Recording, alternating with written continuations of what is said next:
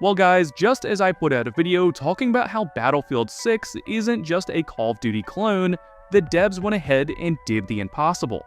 They nerfed movement, thus helping clarify the differences between these two franchises. In a new developer blog post, the devs reveal changes to gunplay, maps, player counts, and more, with the changes to movement drawing the most attention. As I'm sure you've all heard by now, many fans have been skeptical of Battlefield's foray into more dynamic movement tech like sliding, diving, and bunny hopping, which were all part of what I felt was Battlefield's plan to throw as many mechanics at the wall in order to see what sticks, with me mentioning that a lot of these mechanics feel out of place in my first impressions.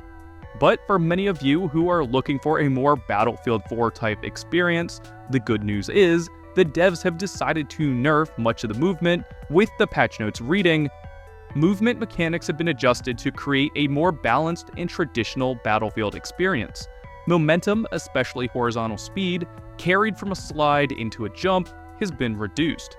There's now a greater penalty for consecutive jumps, which lowers jump height when jumps are spammed. Firing while jumping or sliding will result in increased inaccuracy. These changes are designed to make sliding and jumping more situational, so they're no longer ideal options for engaging in gunfights, and will contribute to a gameplay pace that rewards skillful movement without becoming too fast or unpredictable." So while I don't want to get too far ahead of myself, this sounds like a massive win for all you hardcore traditional fans out there. And alongside this, the devs also announced changes coming to weapons, which include a general pass over tapfire mechanics, recoil patterns, and the time to kill and time to death experience.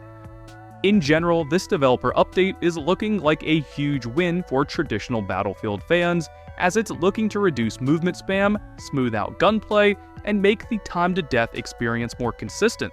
Add on the fact they've promised larger maps are on the way, a change to the Rush game mode player count, and improvements to their matchmaking system, and I'd say this first debriefing from the beta shows a huge step forward for DICE and how players and their feedback is being treated. More than anything, it's great to see the devs respond so fast with changes that players actually want to see. So if you're someone out there who's been waiting to see how the beta and its feedback all plays out before jumping on the hype train, I gotta imagine this is a huge boost to your confidence, because this simple blog post featuring changes players actually want to see is a massive step forward for a studio that used to harass and mock its audience not all that long ago.